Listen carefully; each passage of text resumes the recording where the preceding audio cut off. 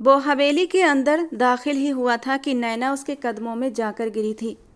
वो बहुत ही अकड़ू और घमंडी मर्द था, लेकिन नैना के होंठ के किनारे से खून बहता देख उसके माथे पर बल पड़ गए। उस मासूम और नाजुक सी लड़की के लिए उसके दिल में दया के भाव उभर आए। वो ठाकुर हवेली का सबसे खतरनाक और सब पर हुकूमत करने वाला इंसान था, और नैना उसी घर की नौकरानी की बेटी थी। आज तक उसने कभी किसी नौकर पर इतना खास ध्यान नहीं दिया था, लेकिन नैना को जख्मी हालत में देखकर वो अपना गुस्सा रोक नहीं पाया था। क्यों हाथ उठाया है इस पर? उसने सर्द अंदाज में अपनी सौतेली माँ से पूछा तो उन्होंने नैना पर चोरी का इल्जाम लगा दिया। नैना उसके आगे हाथ जोड़कर यकीन दिलाने लगी कि वो बेगुनाह है।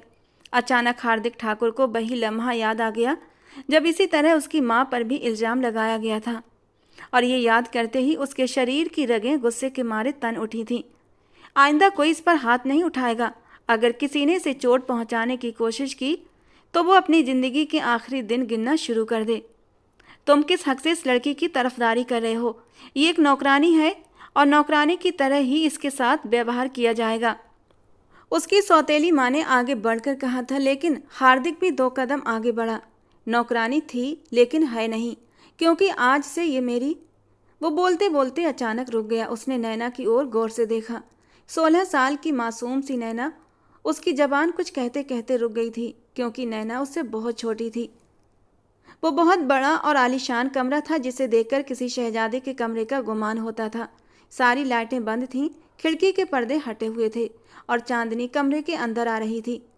कमरे के बीचों बीच एक बहुत बड़ा जहाजी आकार का बेड था, जिस पर एक शख्स गहरी नींद में सो रहा था, लेकिन उसके चेहरे के बदलते भावों को देखकर साफ लग रहा था कि वो बहुत ही डरावना सपना देख रहा है। अचानक ही वो इंसान जोर जोर से झटके खाने लगा। कुछ ही पलों में वो पसीने से तर हो चुका था। एक जोरदार चीख मारते हुए वो अपनी जगह पर उठ बैठा। जो चेहरा कुछ देर पहले तक शांत दिख रहा था, अब उस पर बेचैनी साफ झलक रही थी। उसने घबराहट में चारों ओर देखा, जैसे वो यकीन करना चाहता हो कि वो इस वक्त कहाँ मौजूद है। फिर उसने अपने घने बालों में बेचैनी से उंगलियां फिराई थीं। फिर से वही लड़की मेरे सपनों में आई थी। आखिर कब तक ऐसा चलता रहेगा? कौन है वो लड़की? मुझसे आखिर चाहती क्या है? उसने खुद से सवाल किया। आखिर मैं उस लड़की को कैसे ढूंढूं और कैसे उसकी मदद करूं? एक और सवाल था जो उसके दिमाग में घूमने लगा था। पिछले 3 सालों से वो सिर्फ एक ही सपना बार बार देख रहा था। हर बार एक बहुत ही खूबसूरत लड़की को देखता जो दौड़ती हुई उसके पास आती, उसके सीने से लग जाती और फिर रोते हुए बताती कि कुछ लोग उसे जान से मारना चाहते हैं, प्लीज़ मेरी जान बचा लो। और वो हमेशा उसे बचाने में नाकाम हो जाता था। लेकिन इस बार तो सपने में वो खुद ही मर गया था। शायद मैं बेवजह इस बारे में कुछ ज़्यादा ही सोच रहा हूँ, उसने खुद को तसल्ली दी। मगर उसका दिल इस बात को मानने के लिए तैयार नहीं था कि इस सपने का कोई मकसद नहीं है। वो धीरे से बिस्तर से उतरा, जूते पहने और कमरे से बाहर निकल गया। अब वो अपनी दादी के कमरे की ओर बढ़ रहा था। उसने दरवाजे पर हल्की सी दस्तक दी तो अंदर से अंदर आने की इजाज़त मिल गई थी। वो छोटे छोटे कदमों से अंदर दाखिल हुआ। हेमा जी ने नजरें उठाकर उसे देखा और उनके होंठों पर मुस्कान फैल गई। 6 फुट से निकलता कद, चौड़ा सीना, माथे पर बिखरे हुए बाल और बाज जैसी तेज चमकदार आंखें, तीखे नए नक्श। वो किसी शहजादे जैसा मालूम होता था। मगर जब उन्होंने अपने शहजादे के चेहरे पर फैली बेचैनी को देखा तो उन्हें यूं लगा जैसे किसी ने उनका दिल मुट्ठी में भींच लिया हो। क्या हुआ है तुम्हें? इधर मेरे पास आकर बैठो। उन्होंने तुरंत अपने बिस्तर पर जगह बनाई। वो खामोशी से जाकर उनके पास बैठ गया और अपना सिर दादी की गोद में रख दिया। दादी, मुझे ये सरदारी नहीं करनी। उसके मुंह से निकले ये शब्द किसी को भी हैरान कर सकते थे। क्या मतलब है तुम्हारी इस बात का? इसी के लिए तो तुमने सबको मारने के लिए तैयार कर दिया था। अब आखिर ऐसा क्या हो गया कि तुम्हें सरदारी नहीं करनी? मत भूलो, इस हवेली में कई लोग हैं जो बस तुम्हारे एक कदम पीछे हटने का इंतजार कर रहे हैं। अगर तुमने यहाँ एक कदम पीछे हटाया तो वे तुमसे सब कुछ छीन लेंगे। दादी, मुझे ये सब कुछ बहुत मुश्किल लगने लगा है। जैसे जैसे वक्त बीत रहा है मुझे एहसास हो रहा है कि सरदारी कोई मामूली चीज़ नहीं है, बल्कि एक बहुत बड़ी जिम्मेदारी है। हर दिन मुझे अलग अलग लोगों से मिलना पड़ता है, कई तरह के मामलों को सुलझाना पड़ता है। कभी कभी तो मुझे लगता है कि मैं किसी के साथ नाइंसाफ़ी कर रहा हूँ। बेटा, जिस मामले में तुम्हें लगे कि तुम किसी के साथ ज्यादती कर रहे हो तो उस पर ज़्यादा ध्यान दो। कोशिश करो कि उसे अकेले हल करो, दादी ने उसे सलाह दी। कमरे में गहरी खामोशी छा गई। दादी, वो फिर से मेरे सपनों में आई थी। आखिरकार वो बात उसकी जबान पर आ ही गई थी जो उसे परेशान कर रही थी। और दादी को समझते देर न लगी कि कुछ देर पहले उसने जो भी कहा था वो असल में एक भूमिका थी। असली बात कहने से पहले वो अपने मन को तैयार कर रहा था। तुम्हारी पत्नी फिर से तुम्हारे सपनों में आई है, दादी ने हल्के से मुस्कुराते हुए उसके घने बालों में उंगलियां फेरी थीं। और दादी की बात पर वो एकदम से उठकर बैठ गया और बेचैनी से उनके चेहरे की ओर देखते हुए बोला, वो मेरी पत्नी नहीं है दादी, वो तो एक छोटी सी मासूम सी लड़की है। आखिर वो कैसे मेरी पत्नी बन सकती है? और जहाँ तक शादी करने का सवाल है तो मैंने फैसला कर लिया है, मैं पूरी ज़िंदगी अकेला ही रहूँगा। मैंने पूरी ज़िंदगी शादी नहीं करनी, बस। और तुम जानते हो मैं ऐसा कभी भी होने नहीं दूंगी। अगले 2 सालों में मैं इस हवेली में तुम्हारा वारिस चाहती हूँ। वो गंभीरता से उसके चेहरे की तरफ देखते हुए बोली तो वो एकदम चुप हो गया। इस सपने को अपने दिमाग पर ज़्यादा सवार मत करो हार्दिक, मैं तो बस तुमसे मजाक कर रही थी। वो लड़की जो कोई भी है उसका तुमसे कोई लेना देना नहीं है और ना ही तुम्हें उसके बारे में ज़्यादा सोचने की ज़रूरत है। तुमने सपने को कुछ ज़्यादा ही अपने दिमाग पर सवार कर लिया है, इसीलिए बार बार तुम्हारा दिमाग तुम्हें यही बातें दिखाता है। जो चीज़ें हकीकत में मौजूद हैं बस उन पर ध्यान दो। अब जाकर अपने कमरे में आराम करो। उनका बोलने का अंदाज अचानक ही बदल गया था। उन्होंने तुरंत उसे वहाँ से उठ जाने के लिए कहा। दादी के इन शब्दों पर उसे थोड़ी सी शर्मिंदगी तो महसूस हुई, मगर खुद पर काबू पाते हुए वो अपने कमरे की ओर बढ़ गया था।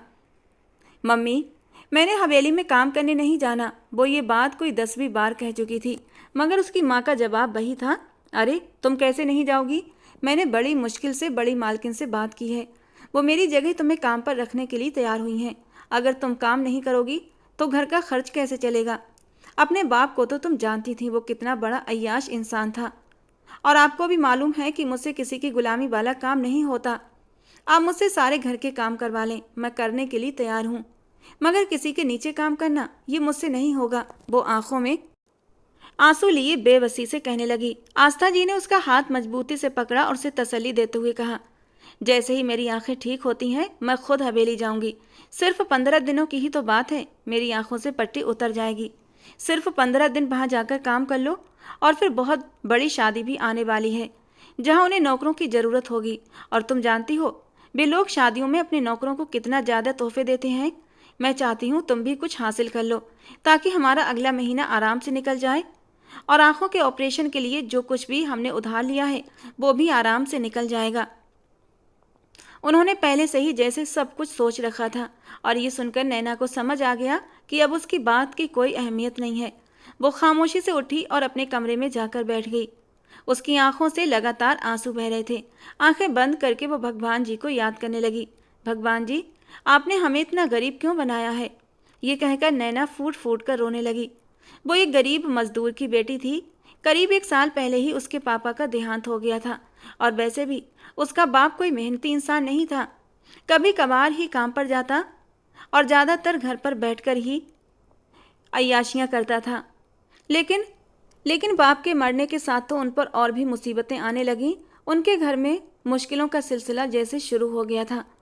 उसकी मम्मी, जिन्होंने कभी घर से बाहर कदम तक नहीं रखा था और जिन्हें गांव वालों ने कभी देखा तक नहीं था, अब दूसरों के घरों में जाकर काम करने लगी थीं।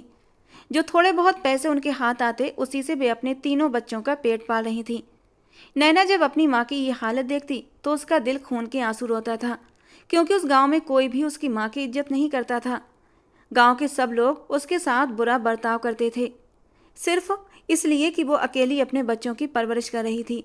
गांव के मर्द उसे अजीब नज़रों से देखते और कई बार तो उसने अपने घर में ऐसे मर्दों को आते देखा था जो उसकी माँ को ऐसी ऐसी बातें कहते और उसे लगता कि काश ज़मीन फट जाए और वो उसमें समा जाए।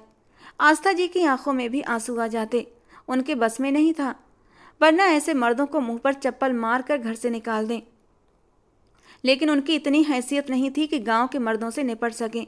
वो ज़्यादातर घर का दरवाज़ा अंदर से बंद करके रखती थीं, अपने काम से काम रखती और अपने घर में ही बंद रहती। नैना के 2 भाई थे मगर काम करने से मजबूर थे। एक भाई बीमार रहता था जिसकी वजह से वो कोई काम नहीं कर सकता था, जबकि दूसरा भाई अभी बहुत छोटा था। जो कुछ भी करना था वो नैना और उसकी माँ को ही करना था। नैना की माँ ने उसे गांव वालों की नज़रों से बहुत समय तक छिपा कर रखा था, क्योंकि वो बेहद खूबसूरत थी। अगर कोई उसे एक बार देख लेता तो उसका दीवाना हो जाता। आस्था जी जानती थीं, अगर उनकी बेटी की खूबसूरती गांव के अय्याश मर्दों की नज़र में चढ़ गई तो वो उसे छोड़ेंगे नहीं, और इसीलिए वो अपनी बेटी को हमेशा छुपा कर रखती थी। जब भी नैना घर से बाहर निकलती तो आस्था जी उसे पूरी तरह ढक कर निकालती थीं। लेकिन अब आस्था जी की मजबूरी बन गई थी। कुछ दिनों पहले ही उनकी आंखों का ऑपरेशन हुआ था और डॉक्टर ने उन्हें सख्ती से मना कर दिया था कि 15 दिन तक अपनी आंखों पर लगी पट्टी ना हटाएं और इस दौरान कोई भी नज़दीक का काम ना करें। अब जो करना था वो नैना को ही करना था। न चाहते हुए भी उसने माँ की जगह हवेली में काम करने का फैसला कर लिया और फिर शाम के वक्त एक बड़ी सी चादर ओढ़कर वो अपने भाई के साथ घर से बाहर निकली। उसके चेहरे पर बार बार पसीने की बूंदें उभर रही थीं। जब उसके भाई ने उसकी ये हालत देखी तो उसे तसल्ली देते हुए बोला, फिक्र मत करो, वहाँ कोई भूत नहीं है, वहाँ भी तुम्हारी और हमारी तरह इंसान ही रहते हैं, वे तुम्हें खा नहीं जाएंगे। इस पर नैना ने गुस्से से उसे घूरा और बोली, तुम जानते हो कि मैं इस वजह से परेशान नहीं हूँ। मुझे डर है कि कहीं मालकिन मुझसे कोई गलत बात न कह दें, और तुम जानते हो कि मैं कुछ भी गलत बात बर्दाश्त नहीं कर सकती। लेकिन मेरी बहन, यहाँ तुम्हें सब कुछ बर्दाश्त करना होगा, क्योंकि हम उन्हें लौटकर जवाब नहीं दे सकते, और अगर तुमने उनसे बदतमीजी की तो याद रखना, वे हमारे पूरे परिवार को नहीं छोड़ेंगे। उन्होंने बड़ी मुश्किल से मम्मी को हवेली में काम पर रखा था, और अब मम्मी अपनी गैर मौजूदगी में तुम्हारी सिफारिश करने के लिए न जाने कितनी औरतों की मिन्नतें कर चुकी हैं। हम पर रहम करना और किसी भी तरह की कोई उल जलूल हरकत मत करना। सुनील उससे छोटा था, मगर इस वक्त किसी बड़े भाई की तरह उसे नसीहतें दे रहा था। नैना मुंह बनाते हुए बोली, फिक्र मत करो, मैं तुम्हारे सरदार साहब को कुछ भी नहीं कहूँगी।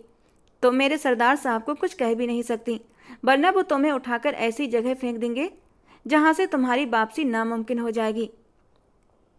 इसी तरह एक दूसरे से नोक-झोंक करते हुए वो दोनों हवेली के अंदर दाखिल हो गए। नैना ने अपने चेहरे को बड़े से घूंघट से ढका हुआ था, क्योंकि आस्था जी ने उसे खास तौर पर समझाया था, चेहरे से घूंघट मत हटने देना। और जब छोटी मालकिन ने उसे देखा तो उनके होठों पर एक तंज भरी मुस्कान फैल गई। लड़की, ज़्यादा शरीफ बनने का नाटक मत करो हमारे सामने। इतना लंबा चौड़ा घूंघट पहनकर काम कैसे करोगी? बहुत देखी हैं तुम जैसी लड़कियां, 2 दिन में ही शराफत का चोला उतार कर फेंक देती हैं। ये सुनकर नैना को काफ़ी बुरा लगा था, मगर यहाँ उसके जज्बातों की कदर कौन करने वाला था, इसीलिए उसने खामोश रहने में ही भलाई समझी। तो तुम हो कुम्हारन की बेटी, है ना? अपने लिए ऐसे शब्द सुनकर नैना को फिर से तकलीफ हुई थी, मगर उसने एक भी शब्द नहीं कहा। तुम तो जानती हो कि तुम्हारी माँ इस हवेली के सारे काम संभालती थी, यहाँ तक कि उसने रसोई भी देख रखी थी। तुम्हें हवेली के बाकी काम नहीं करने, सिर्फ खाना बनाना है। मैंने सुना है तुम्हारे हाथ का खाना बहुत स्वादिष्ट होता है। जी मालकिन, आपने सही सुना है। ये पहली बात थी जो उसने यहाँ आने के बाद कही थी। अच्छा हुआ, मैं तुम्हें हर रोज़ का मेन्यू बता दिया करूँगी। फ़िलहाल तो तुम रात का खाना बनाओ, ताकि मैं देख सकूं कि तुम्हारी माँ ने तुम्हारे बारे में कितना सच बोला है और तुम अपने वादे की कितनी पक्की हो। ये कहकर उन्होंने हाथ से इशारा किया, जिसका साफ मतलब था कि अब मेरी नज़रों के सामने से दफ़ा हो जाओ। उन्होंने कोमल को हिदायत दी कि वो नैना को सब कुछ समझा दे। कोमल भी इसी हवेली में काम करने वाली एक कम उम्र की लड़की थी। वो नैना को लेकर बाहर चली गई और थोड़ी ही देर में उसे सब कुछ समझा दिया। अब दोनों के बीच आम बातचीत भी होने लगी और जल्दी ही दोनों में अच्छी दोस्ती हो गई। नैना लोगों से जल्दी ही घुल मिल जाती थी। तुम्हें पता है यहाँ की सबसे खूबसूरत चीज़ कौन सी है? कोमल ने नैना की आंखों में आंखें डालते हुए उत्सुकता से पूछा। नैना ने भी जिज्ञासा से उसे देखकर बोली, कौन सी? साथ ही उसकी नज़रें चारों ओर घूमने लगी थीं, मानो उस चीज़ को तलाश रही हों जिसका कोमल जिक्र कर रही थी। यहाँ के सरदार साहब। कोमल का जवाब सुनकर नैना ने गुस्से से उसे घूरा, तो वो खिलखिलाकर हंसते हुए बोली, क्या तुमने कभी सरदार साहब को देखा है? नहीं, मैंने उन्हें कभी नहीं देखा और ना ही उन्हें देखने का कोई शौक़ है। मुझे गरीबों पर हुकूमत करने वाले और जालिम लोग बिल्कुल भी पसंद नहीं हैं। नैना, तुम भी मेरी तरह गलतफहमी का शिकार हो। वो जालिम जरूर है, मगर सिर्फ जालिमों के लिए। हम गरीबों के लिए तो वो किसी देवता से कम नहीं है। तुम नहीं जानती, जब से मैं यहाँ आई हूँ उन्होंने हर तरह से मेरी मदद करने की कोशिश की है। जवाब में उन्होंने तुमसे कुछ तो मांगा होगा ना? ये बात नैना की जबान से अचानक फिसल गई थी, लेकिन कोमल ने उसकी बात का बुरा नहीं माना, बल्कि उसके होठों पर एक फीकी सी मुस्कान आ गई थी। अगर वो मुझसे कुछ मांग लेते तो मैं खुशी खुशी उन पर अपना सब कुछ वार देती। मेरा तो ये जीवन ही सफल हो जाता। मुझे और क्या चाहिए था। कोमल की आंखों में बोलते बोलते एक बीरानी सी उतरने लगी थी। अब की बार हैरान होने की बारी नैना की थी। क्या मतलब है तुम्हारी इस बात का? नैना बेचैनी से पूछने लगी। मतलब साफ है नैना, मैं सरदार हार्दिक ठाकुर साहब से बहुत मोहब्बत करती हूँ। मैं जानती हूँ कि इस मोहब्बत में मेरे लिए सिर्फ तकलीफ और दर्द ही है। मैं ये भी जानती हूँ कि मैं उन्हें कभी हासिल नहीं कर सकती, लेकिन मैं अपने दिल को कैसे समझाऊँ जो हर वक्त उनके लिए तड़पता रहता है। तुम्हें पता है, मैं रोज़ भगवान से उन्हें मांगती हूँ कि भगवान तू सरदार को मेरी किस्मत में लिख दे। बात करते करते कोमल ने अपनी नज़रें झुका ली थीं। उसकी आंखों में आंसू तैरने लगे थे। सिर्फ उसका दिल और उसका भगवान ही जानते थे कि वो उस शख्स को पाने के लिए किस हद तक बेकरार थी। जबकि नैना की आंखें हैरानी से बड़ी हो गई थीं। उसे कोमल पर तरस भी आया था। वो किस राह की मुसाफिर बन बैठी थी उसे खुद नहीं पता था। जिसकी कोई मंजिल नहीं थी, वो उसी राह पर अंधाधुंध भागे जा रही थी। कोमल, संभालो खुद को। तुम एक ऐसी चीज के पीछे भाग रही हो जो कभी भी हासिल नहीं हो सकती, नैना ने उसे समझाते हुए कहा। लेकिन भगवान के लिए कुछ भी नामुमकिन नहीं नैना, कोमल ने तुरंत जवाब दिया। और फिर ये तो मेरा एक बहुत बड़ा ख्वाब है। मुझे ख्वाब देखने से आखिर कौन रोक सकता है? ख्वाब देखना बुरी बात नहीं, नैना बोली, लेकिन ये भी याद रखो सारे ख्वाब पूरे नहीं होते। कुछ ख्वाब सिर्फ अपने दिल को तसल्ली देने और मन को सुकून पहुंचाने के लिए देखे जाते हैं। अच्छा चलो, अब इन सारी बातों को छोड़ो और किचन में चलते हैं। काफ़ी वक्त हो गया है। मुझे लगता है कि अब मुझे खाना बनाना शुरू कर देना चाहिए, वरना अगर देर हो गई तो तुम्हारी मालकिन गुस्सा करेंगी, नैना ने फिक्रमंदी से कहा। और उसकी बात सुनकर कोमल मुस्कुराते हुए बोली, तुम तो मेरी सोच से भी ज़्यादा समझदार और कामकाजी हो। मुझे तो लगा था कि तुम कामचोरी करोगी, लेकिन तुम्हारे बारे में मेरी राय गलत साबित हो गई। दोनों हंसी मजाक और नोकझोंक करते हुए किचन तक पहुंच चुकी थीं। फिर भी दोनों मिलकर खाने की तैयारी करने लगीं। नैना की माँ ने 12 साल की उम्र से ही उसे खाना बनाने में निपुण कर दिया था और वो बहुत अच्छा खाना बनाती थी। आज भी नैना ने दिल लगाकर खाना बनाया था। उसकी पूरी कोशिश थी कि उसके हाथ का बना खाना हवेली के सभी लोगों को पसंद आ जाए, ताकि उसे यहाँ पर काम करने की इजाज़त मिल सके। सभी लोग इस वक्त डाइनिंग टेबल पर इकट्ठा थे और हार्दिक ठाकुर का इंतजार कर रहे थे, जो आज थोड़ा देर से आ रहा था। वो जल्दबाजी में डाइनिंग रूम में दाखिल हुआ और सब लोगों से माफ़ी मांगते हुए बोला, माफ़ कीजिएगा, एक बहुत ही अहम केस में फंस गया था। मैं उसे ही देख रहा था। गिरीश ठाकुर ने उसे गुस्से से घूरा। उसकी आंखों में इस वक्त अजीब सी आग भड़क रही थी। ऐसा लग रहा था जैसे वो हार्दिक ठाकुर को जिंदा निगल जाएगा, मगर हार्दिक इस बात से पूरी तरह अनजान अपनी कुर्सी पर बैठ चुका था। अब सब लोग उसके खाने का इंतजार कर रहे थे। हवेली में ये पुराना रिवाज था कि जब तक वो पहला निवाला न खा लेता तब तक कोई भी खाने को हाथ नहीं लगाता था। खैर, हार्दिक ठाकुर ने पहला निवाला लिया, लेकिन अगले ही पल वो ठहर गया। छोटी मालकिन उसके चेहरे की ओर बेचैनी से देख रही थी और चिंता से पूछने लगी, क्या हुआ? तुम्हें खाना पसंद नहीं आया? उसकी बात सुनकर हार्दिक ने तेजी से सिर हिलाया। नहीं, मैंने इससे पहले इतना टेस्टी खाना नहीं खाया। ये किसने बनाया है? उसको तुरंत मेरे सामने बुलाया जाए। नैना थोड़ी देर पहले ही अपने घर जाने के लिए निकल चुकी थी। उसे अंदाजा नहीं था कि उसका बनाया खाना सरदार साहब को इतना पसंद आएगा कि वो उसे इनाम देने के लिए तैयार हो जाएंगे। अगर उसे इस बात का अंदाजा होता तो शायद वो थोड़ी देर वहीं रुक जाती। मेघा जी ने कोमल को आवाज़ दी तो कोमल मासूमियत से बोली, बड़ी मालकिन, वो तो यहाँ से चली गई है। कोई बात नहीं, तुम पैसे मुझे दे दो, मैं कल उसे दे दूंगी। माँ की बात सुनकर हार्दिक ने उन्हें अजीब सी नज़रों से देखा और सख्त अंदाज में बोला, नहीं, मैं खुद ही उसे अपने हाथों से इनाम दूंगा, आपकी ज़रूरत नहीं है। रूखे अंदाज में बात करने के बाद उसने बाकी सबको भी खाने की शुरुआत करने के लिए कह दिया। वो आमतौर पर थोड़ा सा खाना खाकर ही उठ जाता था, लेकिन आज उसने भरपेट खाना खाया था। उसका मूड भी अचानक से बहुत अच्छा हो गया था। हार्दिक ठाकुर की दादी यानी मेघा जी और बाकी घर वाले भी नई नौकरानी के आने से काफ़ी खुश थे। रात का वक्त था। नैना छत पर टहल रही थी जब उसे महसूस हुआ कोई पीछे से आकर खड़ा हुआ है। उसने अचानक पलट कर देखा तो वहाँ चांदनी खड़ी थी, जो नैना के पड़ोस में ही रहती थी। अरे नैना, तुम तो दिन ब दिन और भी खूबसूरत होती जा रही हो। कौन सा मंत्र पढ़कर फूंकती हो, हमें भी बता दो। चांदनी ने प्यार से नैना के सफ़ेद और गुलाबी चेहरे पर हाथ रखते हुए कहा, तो नैना भी खिलखिलाकर जोर से हंस पड़ी थी। हंसने से उसके गालों पर पड़ने वाले डिंपल उसे और भी खूबसूरत बना गए थे। जबानी तुम पर टूटकर बरस रही है नैना, वो फिर से बोली। अच्छा बस बस, बहुत हो गई तारीफें। ये बताओ तुम रात के इस पहर यहाँ क्या कर रही हो? अगर मम्मी ने देख लिया तो तुम्हें बहुत डांट पड़ेगी। यहाँ से चली जाओ, मैं नहीं चाहती कि कोई तुम्हें कुछ भी कहे। नैना ने चिंता से उसे देखा। सब लोग मुझे हमेशा डांटते ही रहते हैं, अब तो मुझे सब लोगों के डांट की आदत हो गई है। और जहाँ तक तुम्हारी माँ की बात है तो मुझे पता है उनकी आंखों पर पट्टी बंधी हुई है, कुछ दिनों तक वो देख नहीं सकती, चांदनी बोली थी। चांदनी नैना के मोहल्ले में ही रहती थी। वो ना तो पूरी तरह मेल थी और ना ही पूरी तरह फीमेल। वो एक थर्ड जेंडर थी। इसी वजह से लोग उसे नापसंद करते थे और उससे नफरत जताते थे, मगर सिर्फ नैना थी जो उससे मोहब्बत करती थी। न जाने क्यों चांदनी उसे अपने दिल के बहुत करीब महसूस होती थी। उनकी दोस्ती उस दिन हुई थी जब नैना ने चांदनी को आवारा लड़कों से बचाया था। एक दिन कुछ आवारा लड़के चांदनी को परेशान कर रहे थे। वे उस पर पत्थर बरसा रहे थे और उसे मार रहे थे, और तभी नैना वहां पहुंच गई थी। उसने चिल्ला चिल्लाकर सारे गांव वालों को इकट्ठा कर लिया था। वो लड़के डरकर वहां से भाग गए थे।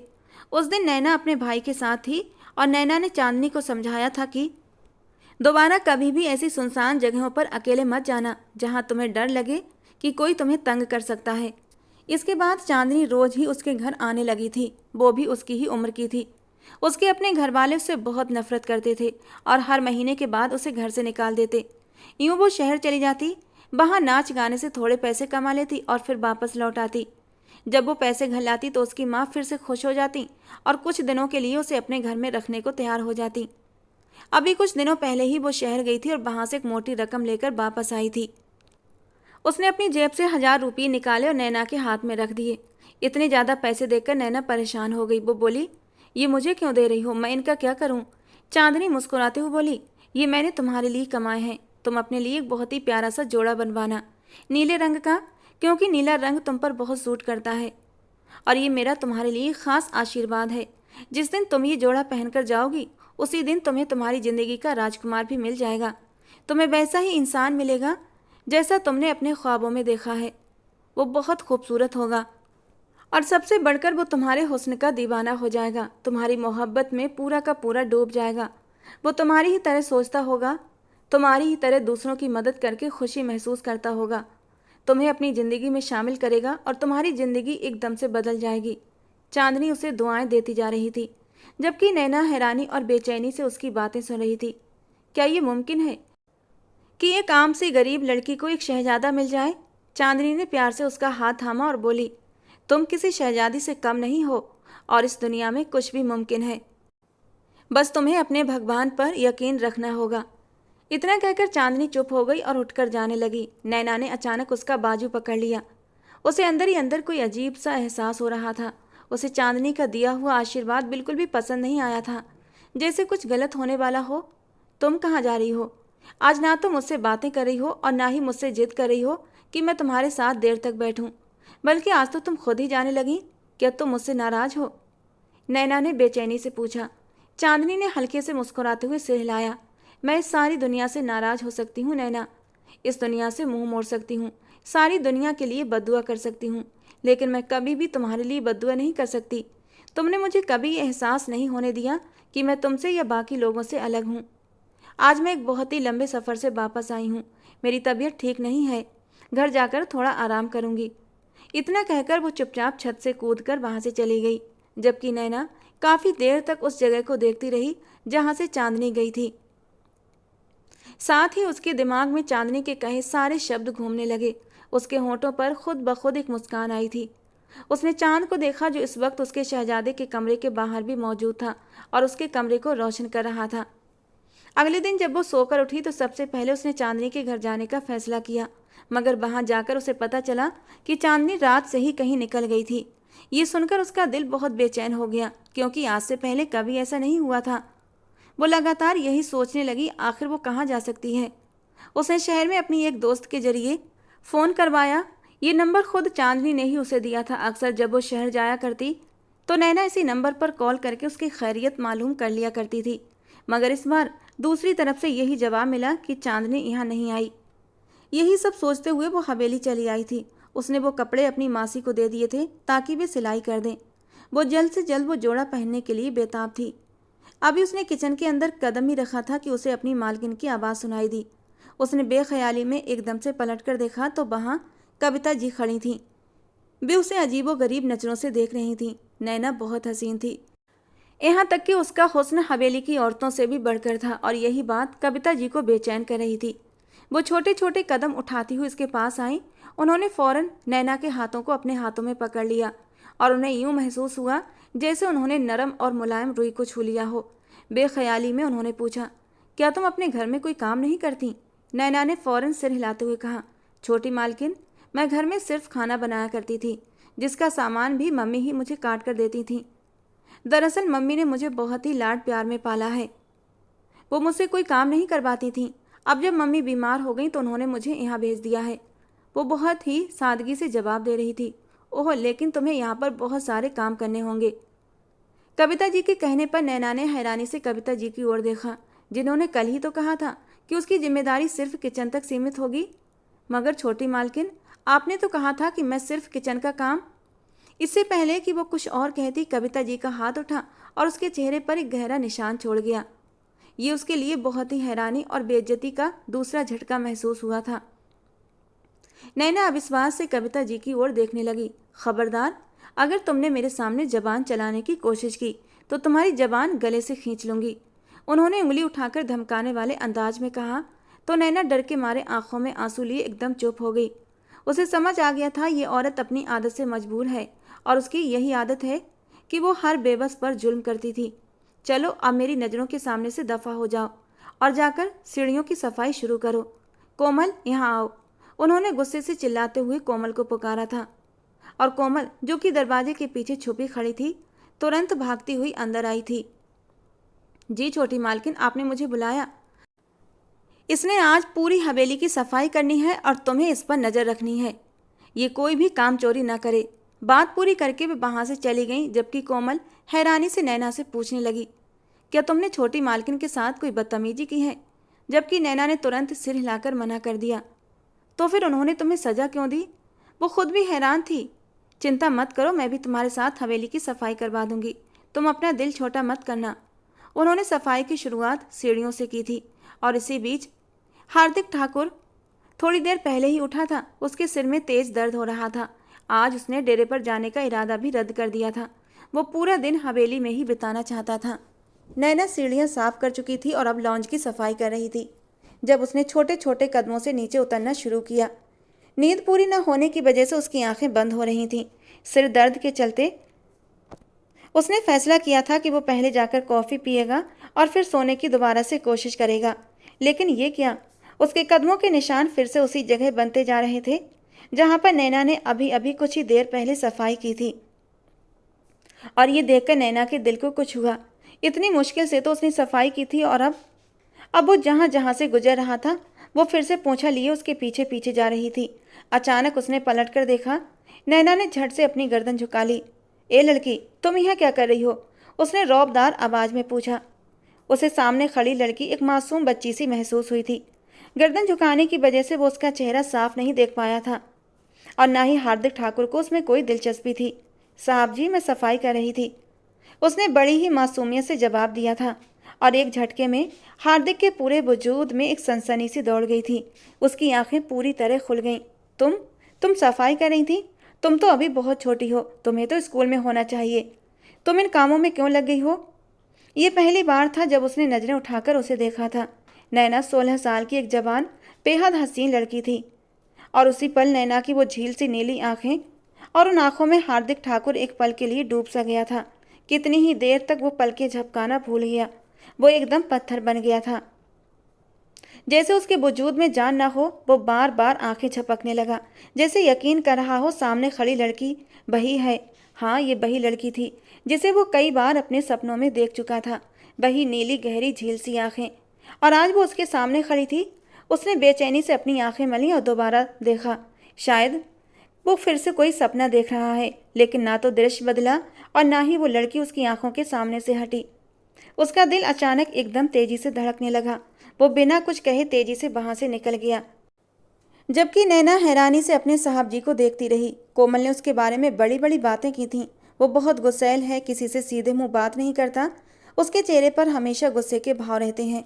मगर नैना ने तो उसकी आंखों में एक अजीब सा भाव देखा था, डर का भाव, बेचैनी का भाव। आखिर इतने बड़े आदमी को किस चीज़ का डर हो सकता था? उसने बेख्याली में सोचा और फिर अपने ख्यालों को झटकते हुए दोबारा सफाई में लग गई। वो समझ रही थी उसे सिर्फ किचन का काम करना होगा। वो उसकी सबसे बड़ी गलतफहमी साबित हुई थी। छोटी मालकिन उससे पूरे घर का काम करवाने लगी। बाकी नौकरानियां होते हुए भी हमेशा उसी को चुनती।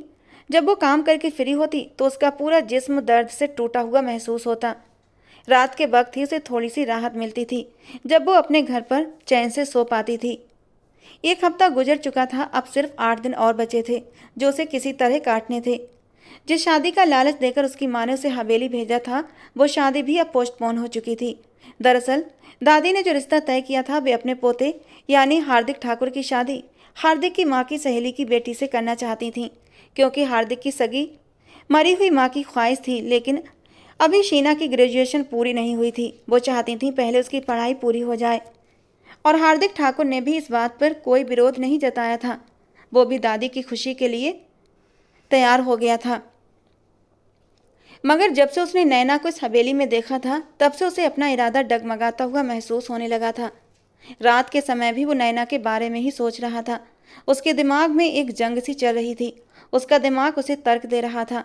सपना अपनी जगह, लेकिन वो लड़की बहुत छोटी है। वो मुझसे लगभग 12 साल छोटी है। इतनी कम उम्र लड़की से मैं कैसे शादी कर सकता हूँ? उसे हवेली वालों का डर नहीं था और ना ही किसी और का। वो सिर्फ और सिर्फ उस मासूम लड़की की जिंदगी बर्बाद नहीं करना चाहता था। मालकिन अब नैना को हवेली में ही रोक लेती थीं। वो कोमल के साथ हवेली के पिछले कमरे में ही रह रही थी। उस रात फिर से हार्दिक ठाकुर का दिल घबराने लगा। वो अपनी जगह से उठा और टहलने के इरादे से लॉन में चला आया। वहीं उसे किसी के सिसकने की आवाज़ सुनाई दी। ऐसा लग रहा था जैसे कोई औरत तड़प तड़प कर रो रही थी। उसका दिल डूबने लगा। वो उस जगह पर गया जहाँ से आवाज़ आ रही थी। वहाँ जाकर देखा तो वो कोई और नहीं बल्कि नैना थी। उसने अपना सिर अपने घुटनों पर रखा हुआ था और उसकी आंखों से लगातार आंसू बह रहे थे। वो इस सब से थक चुकी थी। उसने बेबसी से अपने हाथों पर नज़र डाली। चांदनी रात में उसे अपने हाथों पर कई छाले साफ नजर आ रहे थे। ये छाले वो तो देख सकती थी, लेकिन उसकी माँ नहीं। वो जैसे तैसे करके अपनी माँ की तकलीफ को बांटना चाहती थी, उन्हें कुछ बताना नहीं चाहती थी। ये सोचकर अब वो और भी जोर जोर से रोने लगी। क्या हुआ तुम्हें? किसी ने कुछ कहा है? मर्दानी आवाज़ सुनकर उसने अचानक नजरें उठाईं। चांद की हल्की रोशनी में उसकी लाल आंखें देखकर हार्दिक ठाकुर को अपना दिल डूबता हुआ महसूस हुआ। ऐसा नहीं था कि उसने पहले हुस्न नहीं देखा था।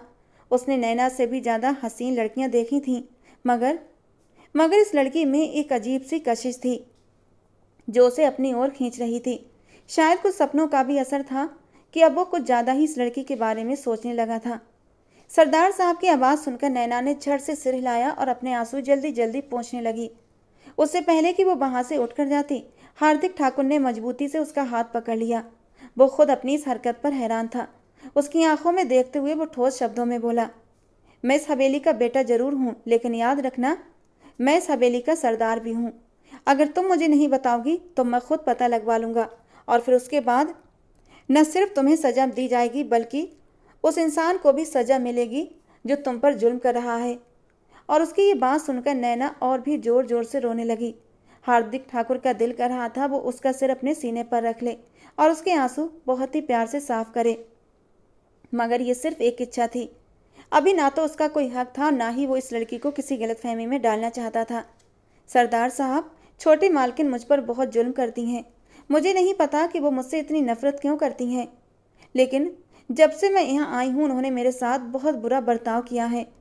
मैं तो अपनी तरफ से पूरी पूरी कोशिश करती हूँ कि अपना काम ठीक से करूँ, मगर फिर भी वो मुझे मारती हैं। अगर ये कहा जाए कि वो मुझे मारने के बहाने ढूंढती हैं तो इसमें कुछ भी गलत नहीं होगा।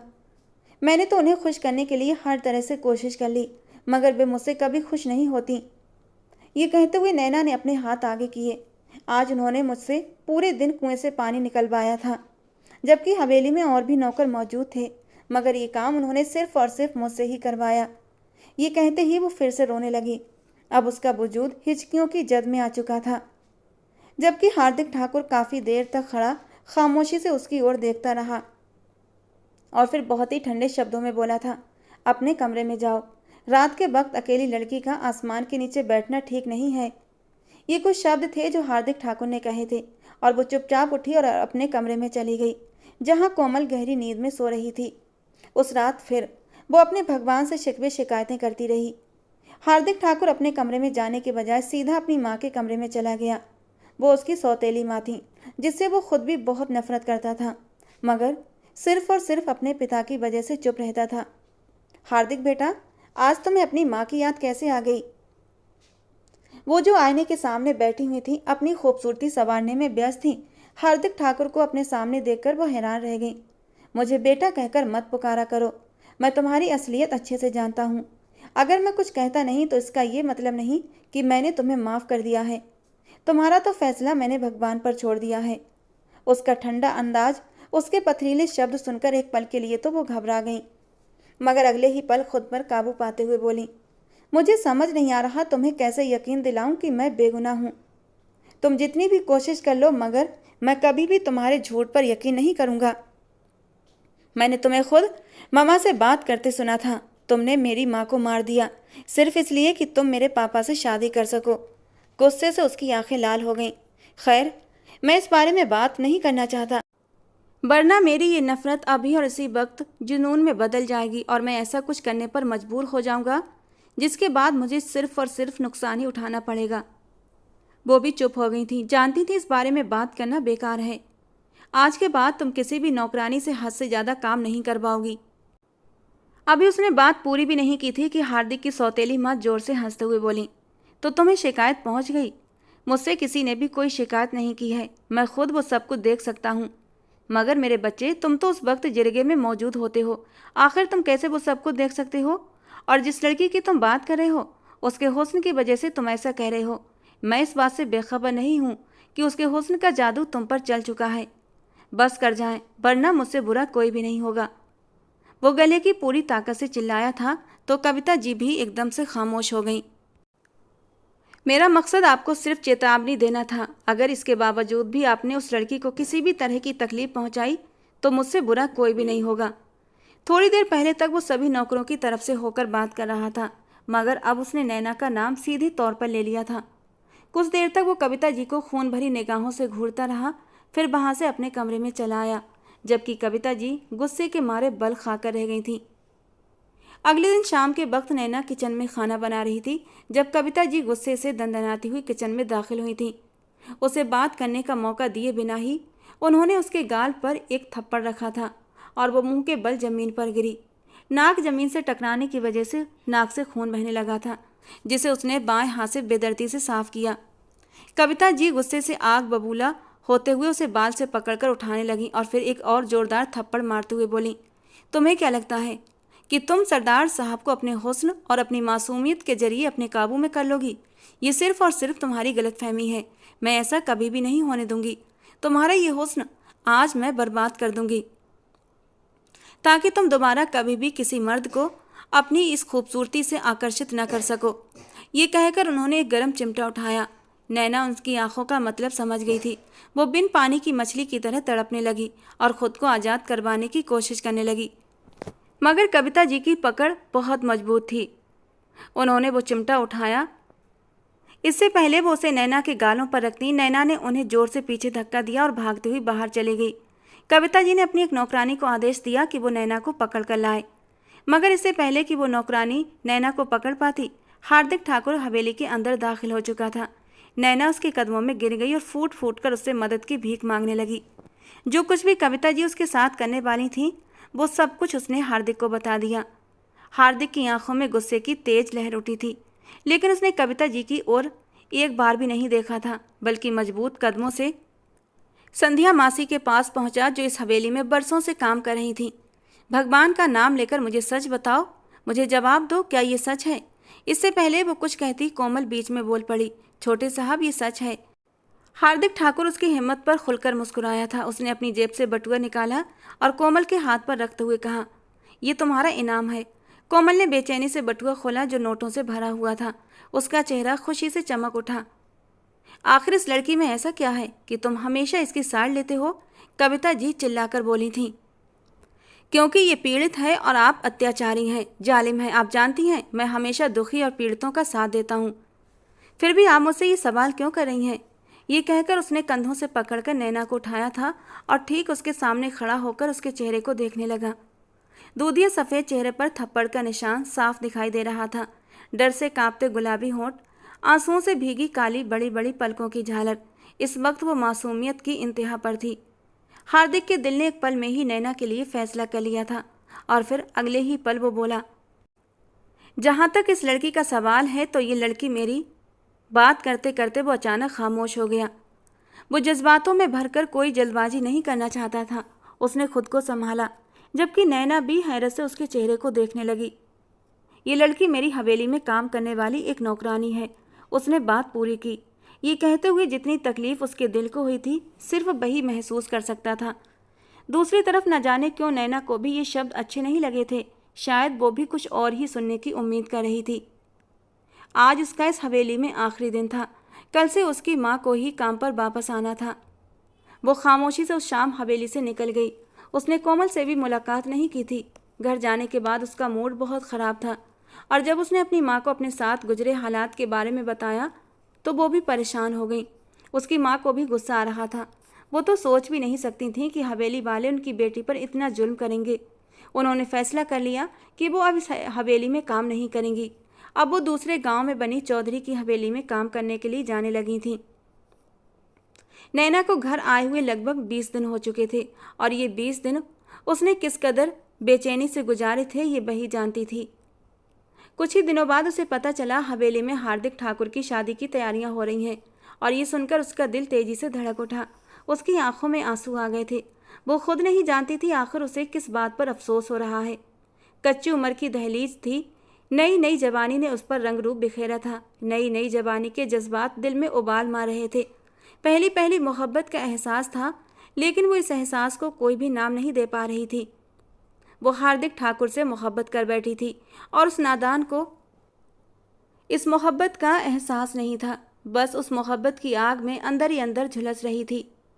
मैं क्यों हार्दिक ठाकुर के लिए इतना बेचैन हो रही हूँ? उनकी शादी की उम्र है तो शादी तो होनी ही है। उनके लिए तो बहुत ही खुशी की बात होगी और मैं हूँ कि उनकी शादी की खबर सुनकर आंसू बहाने बैठ गई।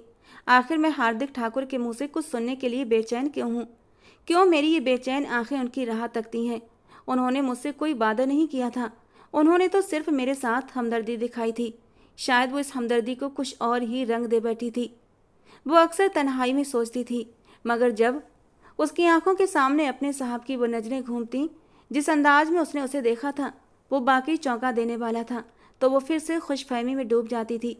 दूसरी तरफ हार्दिक ठाकुर की हालत भी उससे कुछ अलग नहीं थी। अब वो लड़की उसके ख्वाबों में कुछ ज़्यादा ही आने लगी थी। वो नहीं जानता था आखिर इस सब का क्या मतलब है। नैना का नीला जोड़ा तैयार हो गया था। उसने जब उसे पहनकर खुद को आईने में देखा तो वो खुद भी देखती रह गई थी। नीले रंग में उसकी दूधिया रंगत मोतियों की तरह दमकने लगी थी। वो बहुत ही हसीन लग रही थी। चांदनी की कही हुई बातें उसके दिमाग में गूंजने लगीं तो उसके लबों पर एक फीकी सी मुस्कान फैल गई।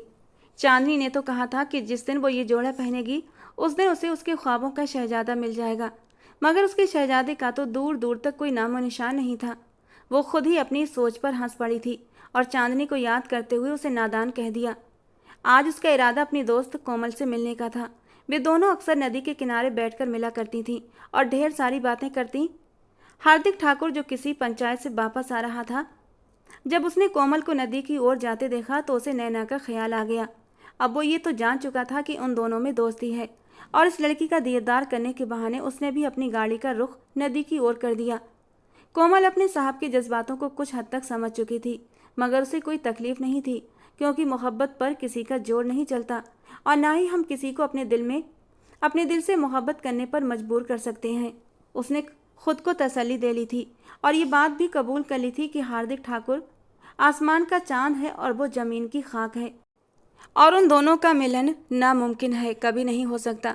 और यही सोचते हुए उसने अपनी माँ के बताए रिश्ते पर हाँ कर दी थी। 1 महीने के बाद उसकी शादी भी होने वाली थी और ये खुशखबरी वो नैना को सुनाने वाली थी, लेकिन इससे पहले ही उसकी नज़र हार्दिक ठाकुर पर पड़ी थी। हार्दिक ठाकुर की नज़रों में वो नैना के लिए जज्बात देख चुकी थी और वो चुपके से वहाँ से साइड पर हो गई, क्योंकि वो खुद चाहती थी कि उसका साहब अपने दिल की बात उसकी दोस्त से कह दे। ये सब प्लान नहीं किया गया था, बल्कि ये सब अचानक ही हुआ था। कोमल साइड वाले रास्ते से निकल गई, जबकि वो नदी के किनारे पहुंच गया, जहां वो नीला जोड़ा पहने खुद नदी का ही एक हिस्सा लग रही थी। वो छोटे छोटे कदमों से चलता हुआ उसके करीब जाकर बैठ गया। चांदनी रात में नैना भी चांद की चांदनी ही लग रही थी। बेख्याली में उसने उसके हुस्न से नजरें चुरा लीं, जबकि नैना उसे यहाँ देखकर एकदम से हैरान रह गई। वो जल्दी से अपनी जगह से उठकर खड़ी हुई। इससे पहले कि नैना कुछ कहती या वहां से जाती, हार्दिक ठाकुर बोला, खामोशी से यहाँ बैठ जाओ और मेरी बात सुनो। उसके शब्दों में इस वक्त एक अजीब सी बेचैनी थी, जिसे महसूस करते हुए नैना चुपचाप वहीं पर बैठ गई। मैं नहीं जानता कि क्यों भगवान ने मेरे दिल में तुम्हारे लिए इतनी मोहब्बत रख दी है।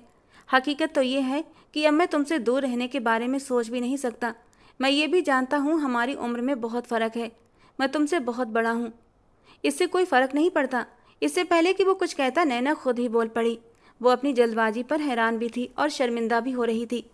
उसके इतनी तेज़ी से बोलने पर हार्दिक खिलखिलाकर हंसते हुए कहने लगा, यानी इसका मतलब आग दोनों तरफ बराबर लगी है? नहीं, ऐसी कोई बात नहीं है। वो तो मैं शर्म की वजह से उससे कुछ बोला ही ना गया, तो नैना ने जल्दी से नजरें चुराते हुए कहा था, सरदारनी साहिबा, आप जितना मर्जी क्यों ना कर लें, लेकिन आपकी जल्दबाजी ने मुझ पर सारे राज उजागर कर दिए हैं।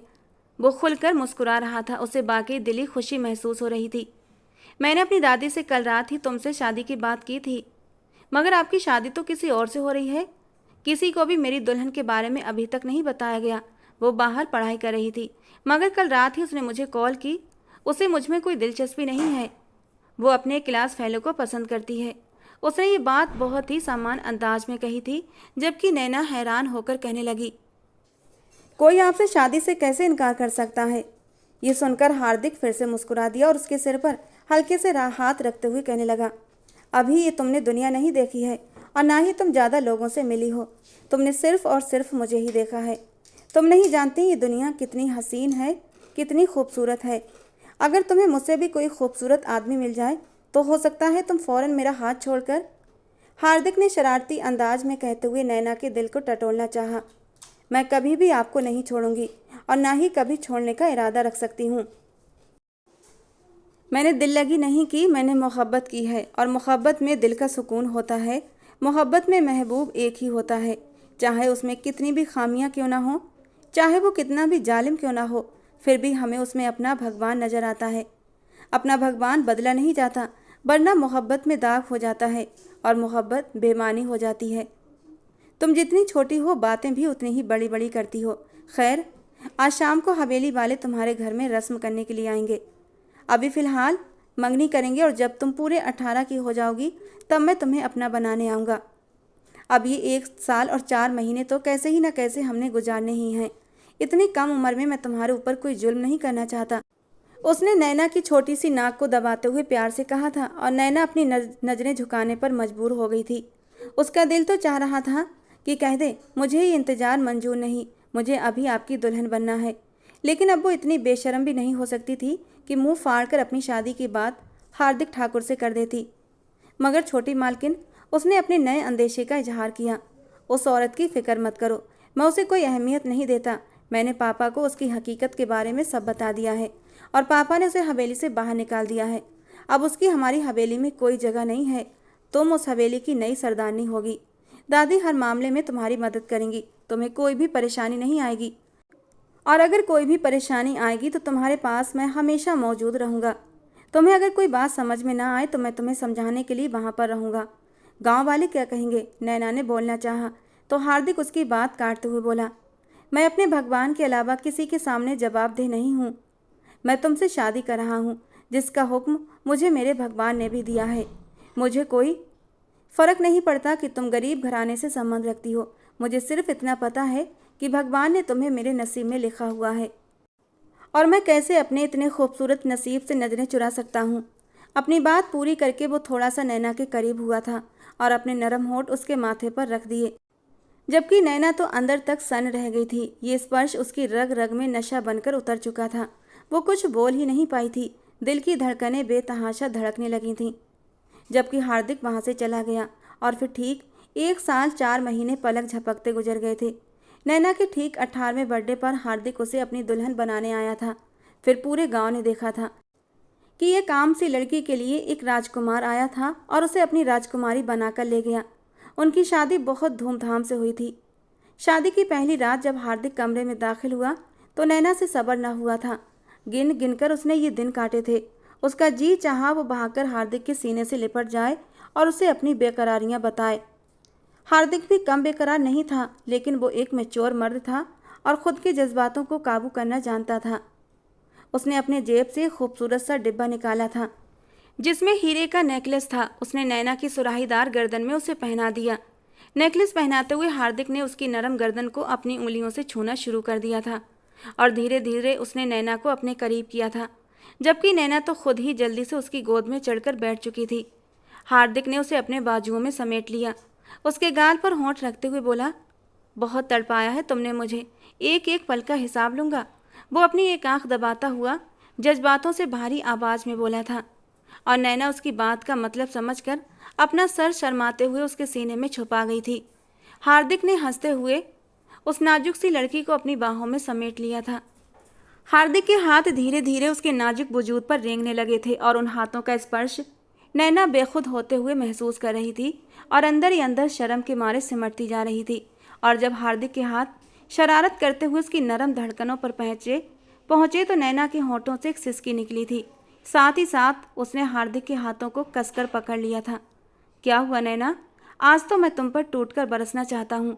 तुम्हारी ना की कोई गुंजाइश नहीं है, इसीलिए तो तुम्हारे 18 के होने का इंतजार किया था, क्योंकि पहले ही तुम्हें अपनी दुल्हन बना लेता तो मैं खुद के जज्बातों पर कंट्रोल नहीं कर पाता और मैं तुम्हारी मासूमियत छीनना नहीं चाहता था। लेकिन आज तो मुझे क्यों रोक रही हो? मैं रोक नहीं रही हार्दिक, बल्कि मैं तो खुद आपकी संगत में डूब जाना चाहती हूँ। लेकिन मुझे इससे पहले नैना कुछ और बोलती, हार्दिक ने उसे अपने सीने से लगाते हुए उसके माथे को छू लिया था। मेरी जान हो तुम, और अपनी जान को भला कोई तकलीफ पहुंचाता है? ये कहते हुए हार्दिक ने साइड लैंप ऑफ कर दिया था। वो धीरे धीरे नैना के वजूद पर बादल बनकर बरसने लगा था। वो बहुत ही प्यार से नैना को छू रहा था, लेकिन इन नाजुक पलों में कुछ पल ऐसे भी आए थे जब हार्दिक सब कुछ भुला बैठा था और नैना को थोड़ी सी तकलीफ पहुंचा गया था।